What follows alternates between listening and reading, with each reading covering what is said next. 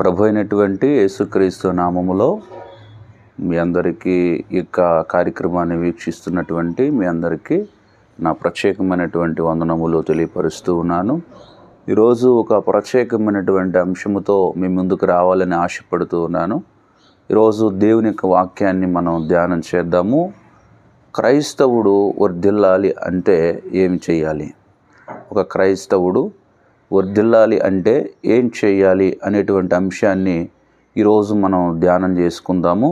ఒక 3 మాటలను నేను ఈరోజు మీకు జ్ఞాపకం చేస్తాను. చూడండి, బైబిల్ గ్రంథంలో నుండి లూకా సువార్త 2వ అధ్యాయము 52వ వచనాన్ని మనం గమనిద్దాం.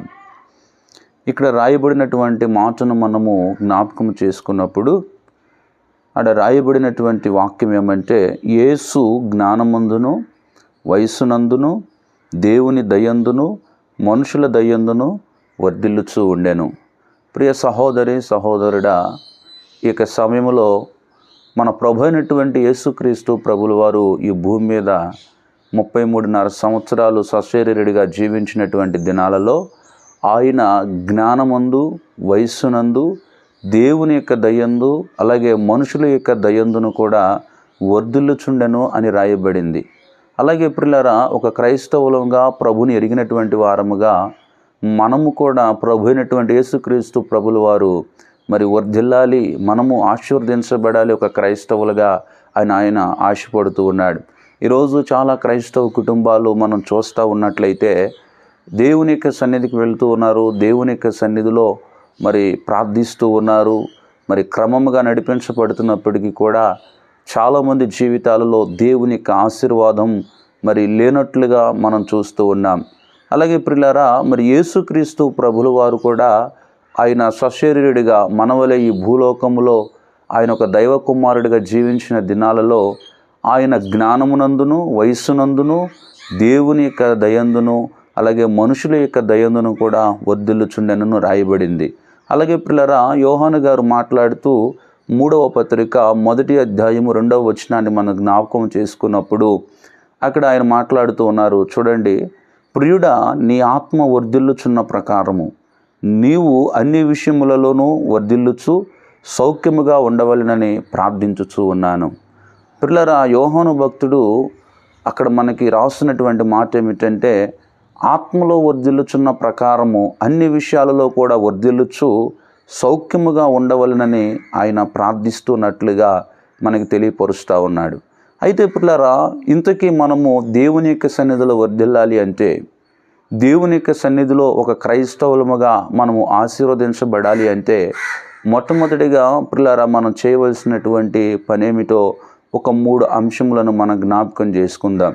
వాటిలో పిల్లరా మొట్టమొదటిది, దేవుడు తోడు మనకి ఉండాలి.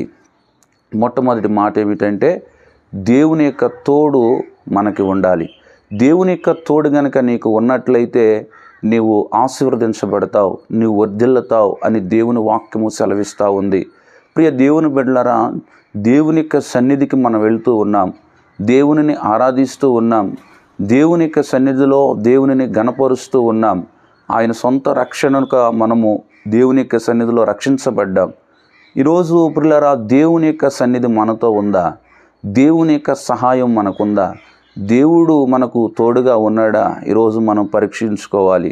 ప్రియులారా, చూడండి, సమూయేలు రాసినటువంటి 2వ గ్రంథములో 5వ అధ్యాయము 10వ వచనాన్ని మనం గమనించినప్పుడు ప్రియులారా, అక్కడ రాయబడినటువంటి మాట ఏమిటంటే, దావీదు అంతకంతకు వర్ధిల్లెను, సైన్యములకు అధిపతియగు యెహోవా అతనికి తోడుగా ఉండెను.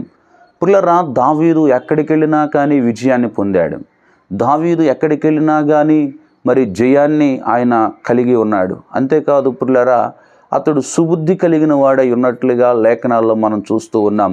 ఈ యొక్క దావీదు వర్ధిల్లడానికి కారణం ఏమిటంటే, ఈ దావీదు అంతకంతకు ఆశీర్వదించబడడానికి కారణం ఏమిటంటే, ఈ యొక్క దావీదు యొక్క సింహాసనము ప్రియులారా మరి ఆ రీతిగా ఆశీర్వదించబడడానికి కారణం ఏమిటంటే, ప్రియులారా, దావీదుకు దేవుడు తోడుగా ఉన్నాడని దేవుని వాక్యం సెలవిస్తూ ఉంది. ప్రియులారా, దేవుణ్ణి తోడుగా చేసుకున్నటువంటి వ్యక్తిని దేవుడు ప్రియులారా నిశ్చయముగా ఆయన ఆశీర్వదిస్తాడు. దేవుడు తోడుగా ఉంటే నిశ్చయముగా మనము ఆశీర్వదించబడతాం. మన కుటుంబాలు ఆశీర్వదించబడతాయి. కాబట్టి పిల్లరా, దేవుణ్ణి తోడుగా చేసుకుని మనం నడవాలి. ఏ పని చేసినా, ఏ పని ప్రారంభించినా దేవునిని అడిగి, దేవుని సన్నిధిలో ప్రార్థించి, దేవుని యొక్క సన్నిధిని ముందుంచి మనం ఎప్పుడైతే నడిపించబడతామో అది మన జీవితాల్లో ఆశీర్వాదకరంగా ఉంటుంది. కాబట్టి పిల్లరా, మనము ఆశీర్వదించబడాలంటే దేవుని యొక్క తోడు మనకి ఎంతో అవసరమై ఉన్నది. పిల్లరా, అలాగే ఆదికాండము 39వ అధ్యాయము 2 నుండి 4 వచనాలు మనం చదువుకుందాం.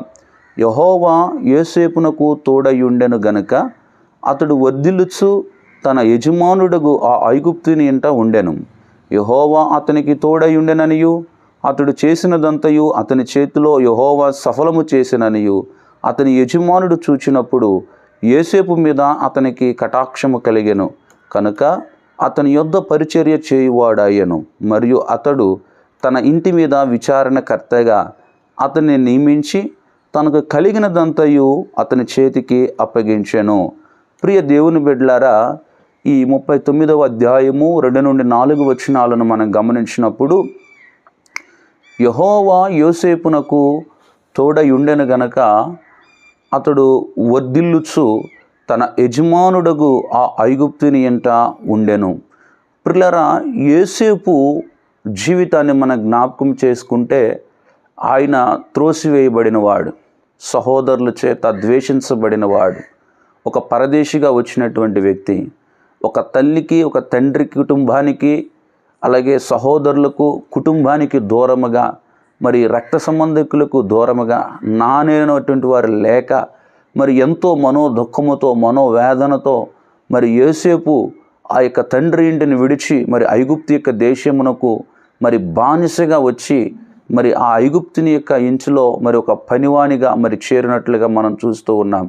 అయితే పిల్లలు, ఇక్కడ మనము ఆలోచించదగినటువంటి విషయం ఏమిటంటే, సహోదరులు త్రోసివేసినప్పటికీ మరి తండ్రి ఇంటిని విడిచిపెట్టినప్పటికీ కూడా మరి నానేవారు ఎవరు ఆ యొక్క ప్రాంతంలో ఆ ప్రదేశంలో లేకపోయినప్పటికీ దేవుడు యోసేపుకు తోడై ఉన్నాడు గనక యోసేపు పడినటువంటి శ్రమలన్నిటిలో దేవుడు తోడై ఉన్నాడు. ఈరోజు ప్రియ సహోదరి సహోదరుడా, యోసేపు ఆ ఐగుప్తుని ఇంట ఆశీర్వదించబడ్డాడని, ఆ ఐగుప్తుని ఇంట ఆశీర్వదించబడటమే కాదు, యోసేపు చేసినటువంటి ప్రతి పని కూడా ఆశీర్వాదకరంగా మార్చబడతా ఉంది. తన చేతితో ఏ పని చేసినా అది దీవెనకరంగా ఉంటుందనేటువంటి విషయాన్ని ఆ యొక్క నాయకుడు, ఆ యొక్క ఇంటి యజమానుడు గమనించినప్పుడు యోసేపుకు ఆ ఇల్లంతటిని కూడా మరి అప్పగించినట్లుగా మనం చూస్తూ ఉన్నాం. ఆ ఇంటి మీద విచారణకర్తగా ఉంచినట్లుగా మనం చూస్తూ ఉన్నాం. కాబట్టి ప్రియులారా, యోసేపు దేవునికి తోడై ఉన్నాడు గనక మరి యోసేపు ఆశీర్వదించబడ్డాడు. అలాగే ప్రియ దేవుని బిడ్డలారా, బైబిల్ లేఖనాల్లో మనం చూసినప్పుడు దావీదునకు దేవుడు తోడై ఉన్నాడు గనక దావీదు వర్ధిల్లుచు ఆశీర్వదించబడ్డాడని మనం చూస్తూ ఉన్నాం.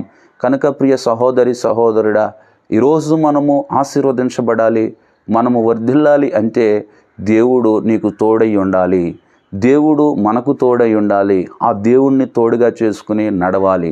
పిల్లరా, రెండవ మాటను కూడా మనం ఒకసారి జ్ఞాపకం చేసుకుంటే, మనము వర్ధిల్లాలి అంటే పిల్లరా రెండవ విషయాన్ని మనం ధ్యానం చేద్దాం. పిల్లరా, ఒకటి దేవుణ్ణి తోడుగా చేసుకుని నడవాలి. దావీదు అలాగే యోసేపుకు దేవుడు తోడై ఉన్నాడు. వారు తోడుగా చేసుకుని నడిచారు గనక వారు ఆశీర్వదించబడ్డారు. అలాగే పిల్లరా, రెండో విషయాన్ని మనం జ్ఞాపకం చేసుకుంటే, దేవుని యొక్క ధర్మశాస్త్రమును మనము ధ్యానించాలి. రెండో విషయం, చాలా జాగ్రత్తగా దేవుని మాటలు గమనిద్దాం. దేవుని యొక్క ధర్మశాస్త్రాన్ని మనం జాగ్రత్తగా చదవాలి. ఎవరైతే దేవుని యొక్క ధర్మశాస్త్రాన్ని, దేవుని యొక్క వాక్యాన్ని జాగ్రత్తగా చదువుతారో వారు ఆశీర్వదించబడతారు, వారు వర్ధిల్లుతారు. చూడండి పిల్లరా, కీర్తనకారుడైన దావీదు రాసినటువంటి కీర్తనలో మొట్టమొదటి కీర్తన మొదటి 3 వచనాలు మనం జ్ఞాపకం చేసుకుంటే అక్కడ రాయబడిన మాటలు, దుష్టుల ఆలోచన చొప్పున నడవక, పాపుల మార్గమున నిలవక, అపహాసకులు కూర్చుండు చోటును కూర్చుండక, యెహోవా ధర్మశాస్త్రమునందు ఆనందించుచు దివారాత్రము దానిని ధ్యానించుచు ధన్యుడు. అతడు నీటి కాలువల యోర్న నాటబడినదై ఆకు వాడక తన కాలమందు ఫలమిచ్చు చెట్టు వలె నుండును. అతడు చేయనదంతయు సఫలమగును. సహోదరుడా, ఈరోజు మనం జ్ఞాపకం చేసుకున్నప్పుడు దేవుని యొక్క ధర్మశాస్త్రమును మనము ధ్యానించాలి. రెండవదిగా దేవుని ధర్మశాస్త్రాన్ని ధ్యానించాలి. భక్తుడైనటువంటి దావీదు రాసినటువంటి మొదటి కీర్తనలో ఆయన అంటాడు, యెహోవా ధర్మశాస్త్రమునందు ఆనందించుచు దివారాత్రము దానిని ధ్యానించువాడు ధన్యుడు. పిల్లరా, ఇక్కడ దావీదు భక్తుడు ఏమంటే డబ్బున్నవాడు ధన్యుడు, 3 పూటల పిల్లరా సంతోషముగా తిని త్రాగి సంతోషించేవాడు ధన్యుడు, లేదంటే సంతోషం కలిగినవాడు ధన్యుడు, సుఖం కలిగినవాడు ధన్యుడు, వెండి బంగారము ఆస్తిపాస్తులు కలిగిన వాడు ధన్యుడు అంటలేదు. కానీ ఎవరు ధన్యులంటే పిల్లరా, దేవుని యొక్క ధర్మశాస్త్రమునందు దేవుని యొక్క వాక్యమునందు ఆనందించుచు దానిని ధ్యానించువాడు ధన్యుడు. ఆ ధ్యానించువాడంట నీటి కాలువల యోరన నాతబడినదై ఆకువాడక తన కాలమందు ఫలమిచ్చు చెట్టు వలె నుండును, అతడు చేయనంతంతయు కూడా సఫలమగును. ఈరోజు సహోదరుడా సహోదర, నువ్వు ఏ పని చేస్తున్నప్పటికీ కూడా నువ్వు చేయవలసినటువంటి పని ఏమిటంటే నీ దేవుని యొక్క సన్నిధిలో దేవుని వాక్యాన్ని నువ్వు ధ్యానం చేయాలి, దేవుని యొక్క వాక్య ప్రకారంగా నడిపించబడాలి, దేవుని యొక్క సన్నిధిలో దేవుణ్ణి తోడుగా చేసుకోవాలి. ఎప్పుడైతే దేవుని వాక్యాన్ని నువ్వు చదువుతావో, దేవుని వాక్యాన్ని నువ్వు ధ్యానిస్తావో, ఎప్పుడైతే దేవుని యొక్క ఆత్మను నువ్వు కలిగి ఉంటావో, అప్పుడు దేవుడు నువ్వు ఏ పని చేసినప్పటికీ కూడా అది ఫలభరితముగా నీ చేతిలో మారుస్తాడు. ఏది చేసినా కానీ కలిసి రావటం లేదు, ఏది చేసినా కానీ విఫలమైపోతూ ఉంది, చేస్తున్న ప్రతి ప్రయత్నము ఏది కూడా సఫలము కావట్లేదని ఒకవేళ నువ్వు బాధపడుతున్నావేమో, నువ్వు విచారణ చెందుతున్నావేమో. లేదు, దేవుని యొక్క సన్నిధిలో నీవు ఒకసారి దేవుని వాక్యాన్ని చదువు. వాక్యము ద్వారా దేవుడు నీతో మాట్లాడతాడు, ఆయన వాక్యము ద్వారా నీతో మాట్లాడి నేను నడిపిస్తాడు. కాబట్టి సహోదరుడా సహోదరి, దేవుని వాక్యాన్ని నువ్వు ధ్యానించి ప్రార్థించినప్పుడు తప్పనిసరిగా నువ్వు ఏ పని చేసినా, నువ్వు ఏ కార్యము పూనుకొనినా దేవుడు నిశ్చయముగా ఆ పనిని ఆశీర్వాదకరంగా మారుస్తాడు. కనుక సహోదరుడా సహోదరి, దేవుని యొక్క సన్నిధిలో నీవు వర్ధిల్లాలి, నీవు ఆశీర్వదించబడాలి అంటే నువ్వు చేయవలసినటువంటి రెండవ కార్యము దేవుని యొక్క ధర్మశాస్త్రాన్ని జాగ్రత్తగా ధ్యానించాలి. పిల్లరా, మూడవ విషయాన్ని కూడా మనం జ్ఞాపకం చేసుకుంటే దేవునిని ఆశ్రయించాలి. మూడవదిగా జాగ్రత్తగా దేవుని మాటలను గమనిద్దాం. దేవునిని ఆశ్రయించాలి. ఒక వ్యక్తి, ఒక క్రైస్తవుడు ఆశీర్వదించబడాలంటే మొట్టమొదటిగా పిల్లరా దేవునిని తోడుగా చేసుకుని నడవాలి. రెండవదిగా సహోదరుడా సహోదరి, దేవుని యొక్క సన్నిధిలో దేవుని యొక్క ధర్మశాస్త్రాన్ని ధ్యానించాలి. మూడవ విషయాన్ని మనం జ్ఞాపకం చేసుకున్నప్పుడు దేవునిని ఆశ్రయించాలి. ఈ 3 విషయాలు కనుక మనం జ్ఞాపకం చేసుకున్నట్లయితే నిశ్చయముగా మన జీవితాల్లో మనం ఆశీర్వాదాన్ని చూడగలం. చూడండి పిల్లరా, దేవునిని ఆశ్రయించాలి. బైబిల్ గ్రంథంలో దేవునిని ఆశ్రయించిన వారు ఎవరున్నారో ఒకసారి ఆలోచన చేద్దాం. చూడండి, 2వ దినవృత్తాంతాల గ్రంథము 26వ అధ్యాయము 3 నుండి 5 వచనాలు మనం చదివినప్పుడు అక్కడ రాయబడినటువంటి మాటలను ఒకసారి మనం జ్ఞాపకం చేద్దాం. ఉజ్జియా ఏలనారంభించినప్పుడు 16 ఏండ్ల వాడై యెరూషలేములో 52 సంవత్సరములు ఏలెను. అతని తల్లి యెరూషలేము కాపురస్తురాలు, ఆమె పేరు యెకోల్యా. అతడు తన తండ్రి అయిన అమజ్యా చర్యంతటి ప్రకారము యెహోవా దృష్టికి యథార్థముగా ప్రవర్తించెను. దేవుని ప్రత్యక్షత విషయమందు తెలివిగలిగిన జకరయా దినములలో అతడు దేవునిని ఆశ్రయించెను. అతడు యెహోవాను ఆశ్రయించినంత కాలము దేవుడు అతనిని వర్ధిల్ల చేసెను. ప్రియ సహోదరుడా సహోదరి, ఈరోజు మనము వర్ధిల్లాలి, మనము ఆశీర్వదించబడాలి అని కోరుకుంటూ ఎన్నో ప్రయత్నాలు చేసి అవి సఫలము కాక అవి విఫలమైపోయి, ఎన్నో ప్రయత్నాలు చేసి దానిలో ఆశీర్వాదాన్ని పొందుకోలేక ఎన్నో ఇబ్బందులకు గురయ్యి దుఃఖపడుతూ బాధపడుతూ జీవితమే వ్యర్థము, నా ప్రయత్నములన్నీ వ్యర్థము అని నిరాశ చెందుతున్న సహోదరి సహోదరుడా, ఈరోజు నీ ప్రయత్నములు సఫలము కావాలంటే, నువ్వు చేసినటువంటి ప్రతి పనిలో దేవుని ఆశీర్వాదాన్ని నువ్వు చూడాలంటే నీవు మూడవదిగా దేవునిని ఆశ్రయించాలి. తెలివిగలిగిన జకరియా దినాలలో ఉజ్జియా దేవుణ్ణి ఆశ్రయించాడు. ఉజ్జియా రాజు దేవునిని ఆశ్రయించినంత కాలము కూడా దేవుడు ఆ యొక్క ఉజ్జియాన్ని వర్ధిల్లింపచేసి ఆశీర్వదించినట్లుగా మనం చూస్తూ ఉన్నాం. ఈరోజు ప్రియ సహోదరి సహోదరుడా, దేవునిని ఆశ్రయిస్తున్నావా? దేవుని యొక్క సన్నిధిలో ప్రార్థన చేస్తున్నావా? దేవునిని అడుగుతూ ఉన్నావా? ఈ పనిని నేను చెయ్యాలా వద్దా?